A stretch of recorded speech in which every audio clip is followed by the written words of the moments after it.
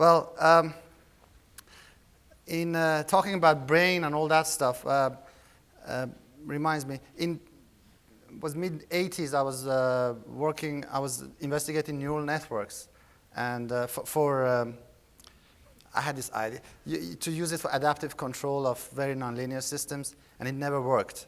But in the process, I learned how to think about complex systems. It's a philosophy I learned from this guy, David Marr. Has anybody heard of him? Yeah. Amazing guy. He's got a fantastic book. This was recommended reading at my time. And this, just spend 15 seconds, read this.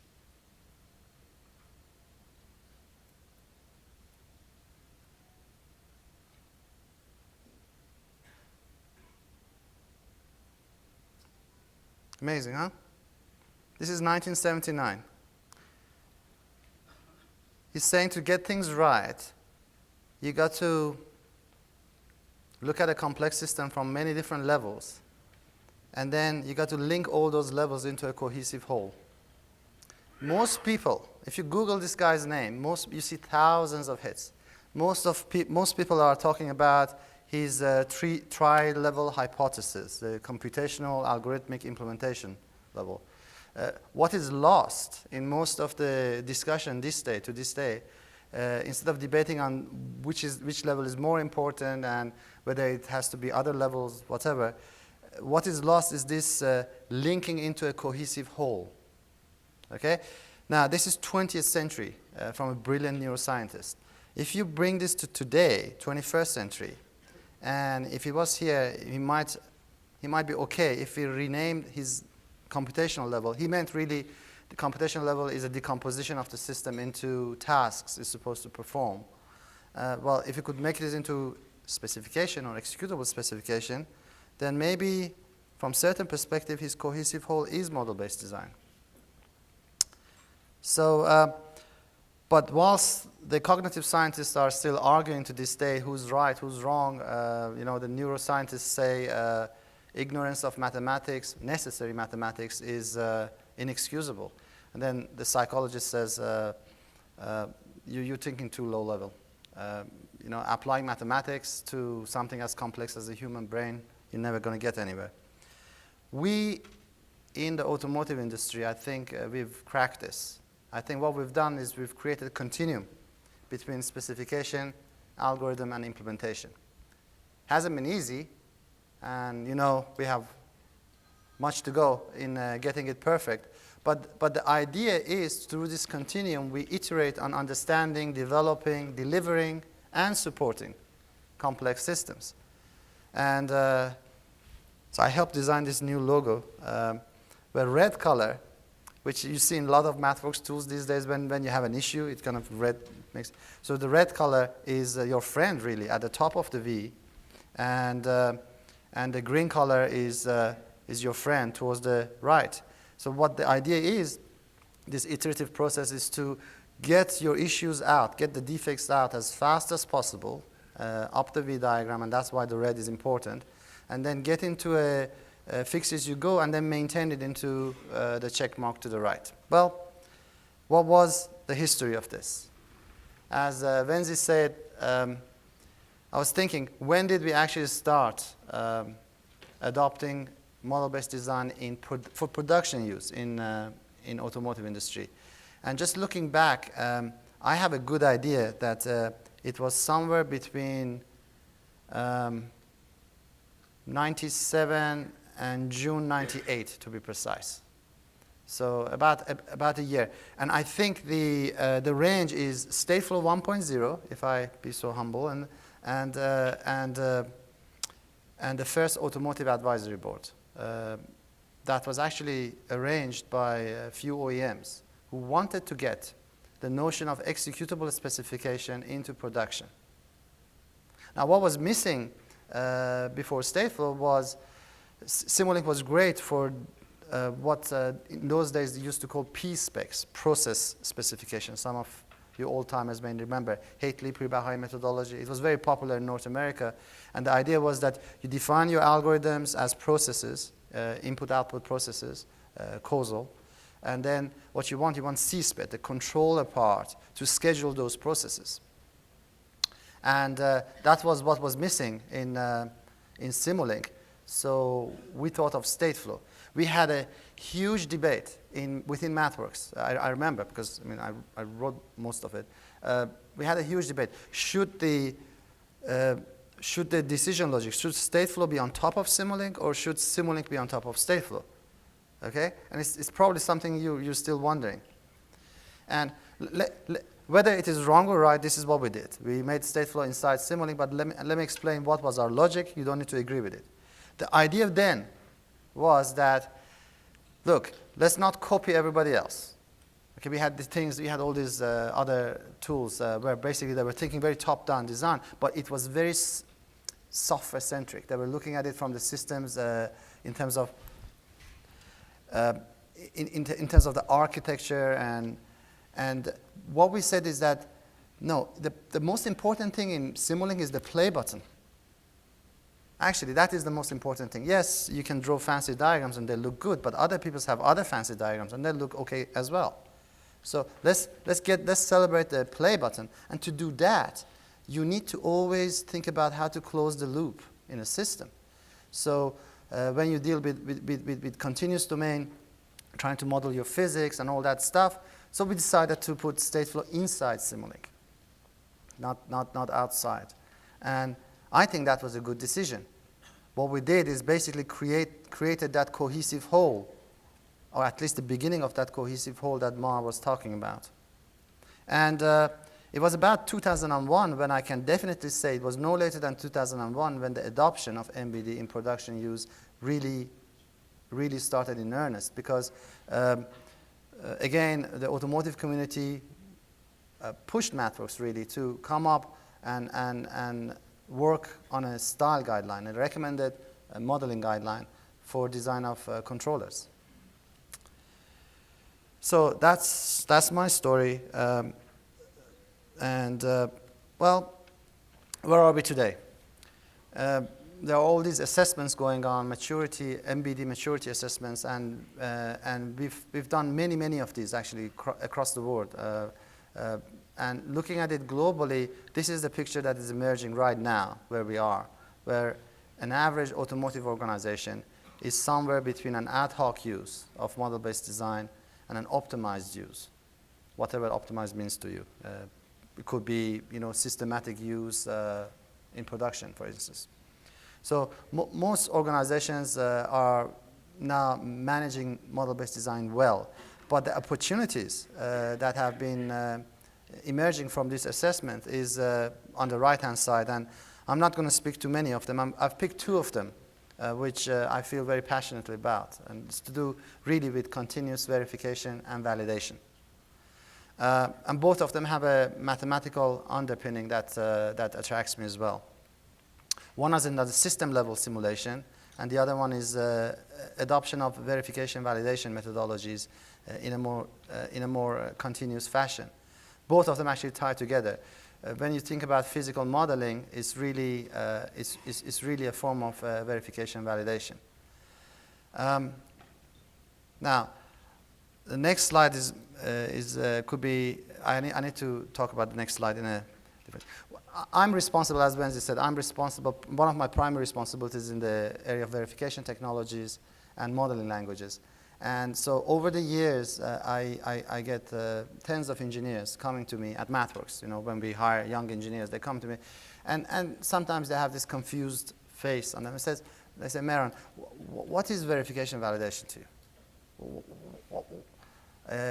Where am I going with this? Okay, I've started. I'm really eager. What is it that we want? What is the problem for our customers, and how should I think about what I'm supposed to do at MathWorks? So around 2008, I started formulating my own definition of verification validation, simply because the V's, I always confuse which one is verification, which one is validation. There are good definitions, but this is my, I normally do this on a whiteboard, and it takes me an hour to explain to my teams as we hire new people. So I'm going to share it with you. This is what I do. when I have a new engineer coming in. I don't understand the mathematics he or she might have learned. These are, top-notch engineers we hire, but I formulated the general verification validation in a way I understand. And I first start saying that verification validation is extremely messy business. It's ugly. It's expensive. Very time-consuming. Few people love it because they can make a lot of money out of it. Most who are in it because they feel an earnest responsibility for the end product they're shipping. And it's messy because inadequate processes, insufficient methods and tools and mathematics, it makes it extremely messy business. And so what I think generally the formulation should be, at least the way I explained, is that if you say verification validation is a family of consistency functions between three main elements: requirements, design, and implementation.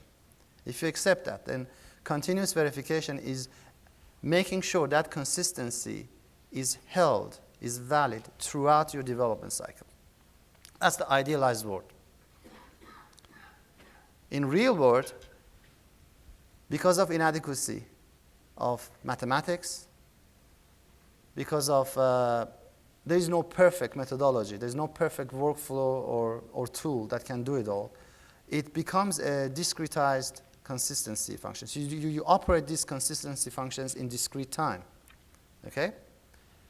And also the nature of these components, requirements, design, and implementations change over time. So all these functions have to be updated. For instance, requirements, traditionally natural language requirements in whatever language you're comfortable with, are now beginning to turn into executable requirements. Or I've seen automotive companies where they actually have requirements captured as models in Simulink, quite separate from design. They're actually separated out from the design engineering. So design, of course, in the concept of MBD is why you're here, is model-based design.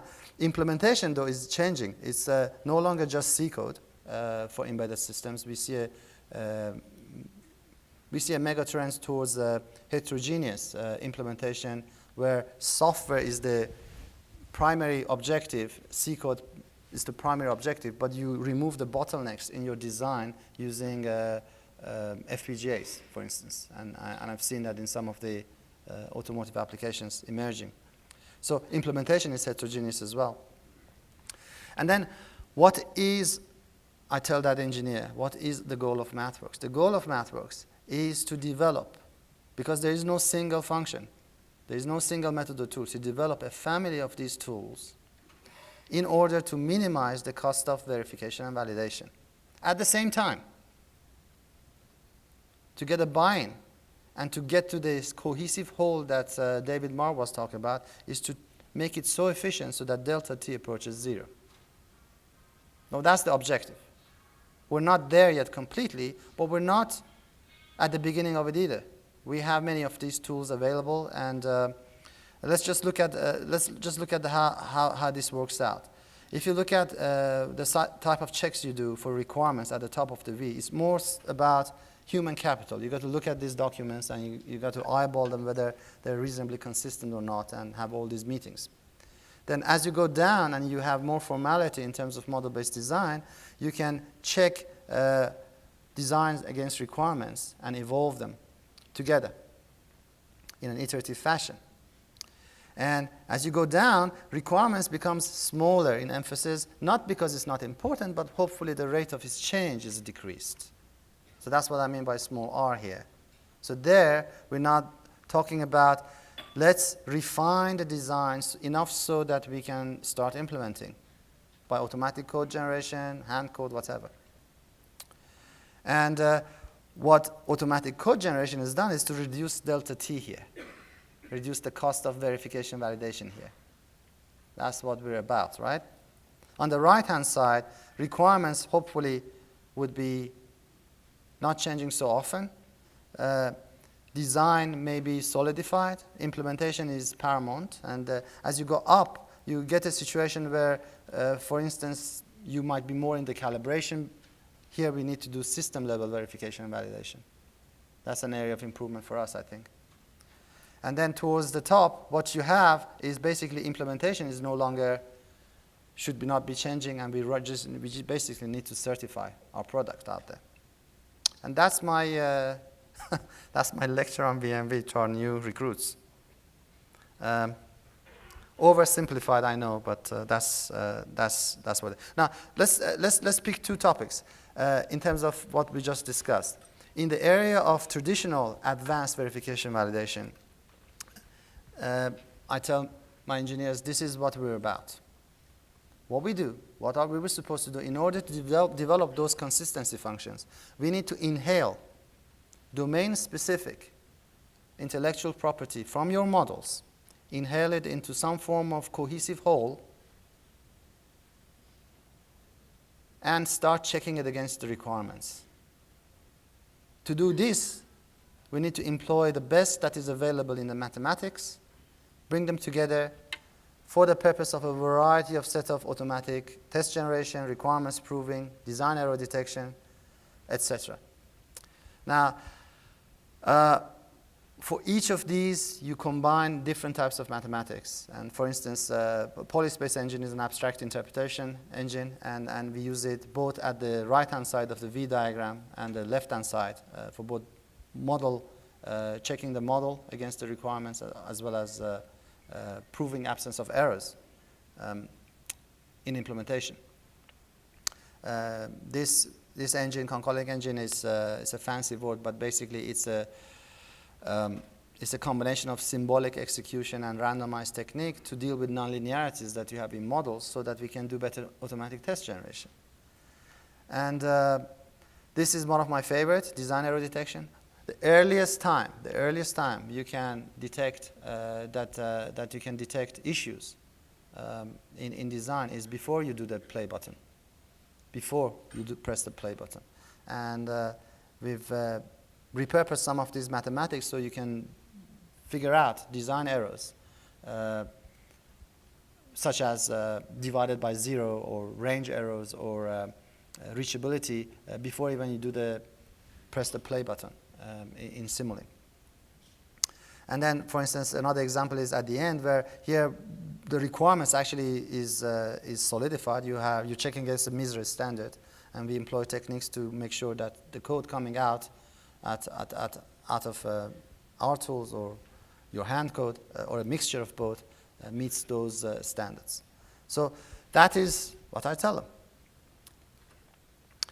them. So that's one aspect of it. The other aspects of it is on the system level. Here, I'm looking at, there are a variety of methods and techniques to simulate, to represent and model physical systems. And MathWorks is actually trying to operate on the full spectrum of the range. At one end, you have data-driven modeling. These are basically, most of the tools are using static models. What you have is normally you have, you come up with an idea of a model, a generic mathematical model, and you try to fit it to input and output data. And this is very, very strong methodology when you have experimental data or you have lots of real data, and it can be extremely accurate. This disadvantage is if you have nothing to touch, you don't have your physical systems, you don't have the data.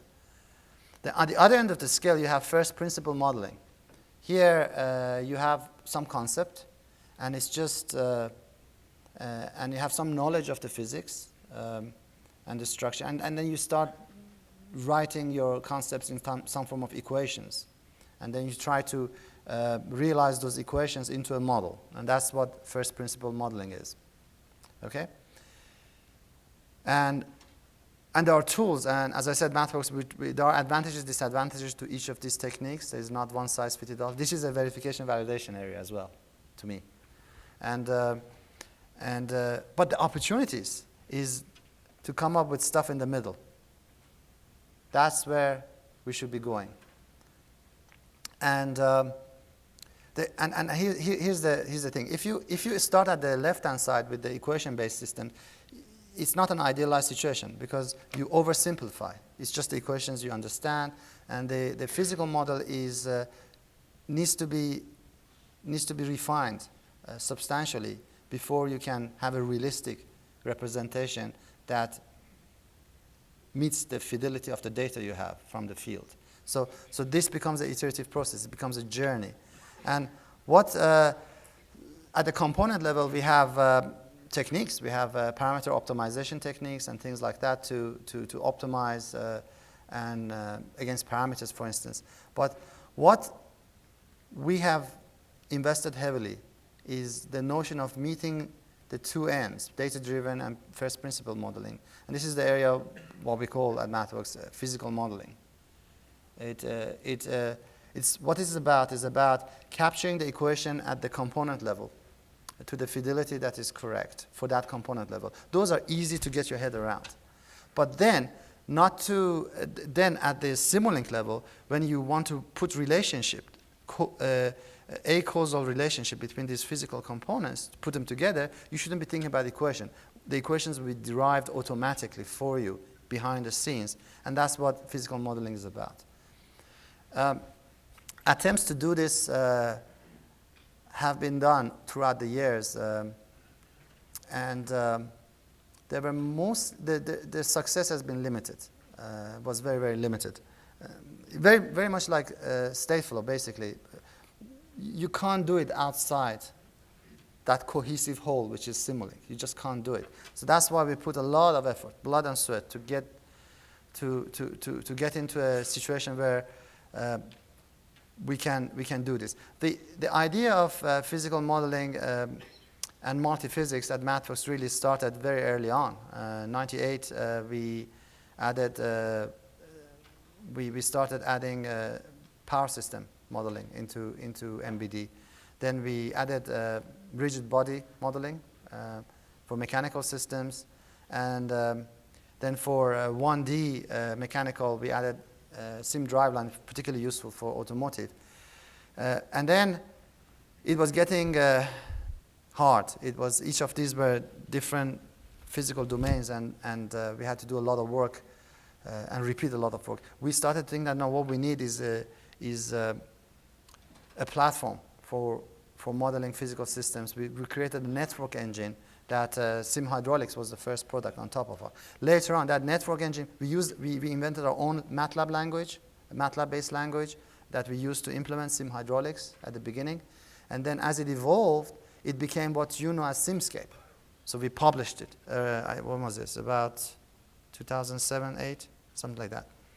And then that allowed not just MathWorks, but everybody to add in their own physical components at the first principle level, and then represent them as understandable blocks in MBD on the canvas of Simulink. And now you can see just the explosion of vertical domains of physics being added to it as we add in more and more fidelity. In fact, this slide I inherited from my development manager in this area. We ran out of real estate. We need to think of something for next few years. So one aspect of this investment we're doing is to make sure at every step we try to make sure that we're close to code generation. We're leveraging all the technology we have on code generation, so make sure that hardware in the loop is a key element to this. And the reason is this idea of system-level verification, which requires heavy investment and focus on 4 areas. One is large-scale performance, system-level. If you want it at high fidelity and representative, you're dealing with very large models. Hardware in the loop helps with that, both at the right side and the left side of the V diagram. And usability, I call it usability, but in many ways it is the underlying mathematics. It's the underlying mathematics that there's this intimate relationship you need to develop between the solvers that can execute your physical models inside Simulink, that is mostly a causal system. And And of course, having that platform allows us to add in higher and higher fidelity at the right level for system level simulation. Now, so I was one of the original creators of Stateflow 1.0, and I have to say,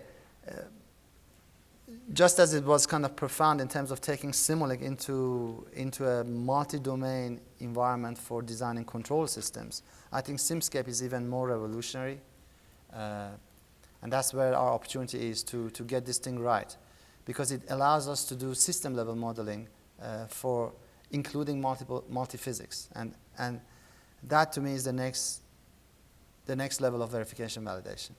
I really think so. And just to leave, I think my time is up. So just to leave you with a concept. As I said, in 2001, you guys really forced us to be definitive about coming up with a guideline for combining MATLAB, Simulink, Stateflow into a guideline for designing control systems. This is the MAP style guideline many of you use. I think about half this audience are in production programs, so using MBD, that is. So the challenge, I think, I heard it from a colleague here, challenge is that wouldn't it be nice to change these guidelines and become vehicle style? The whole vehicle is designed in some ways for production intent use, and that is, I think, where our next leap is going to be. Thank you.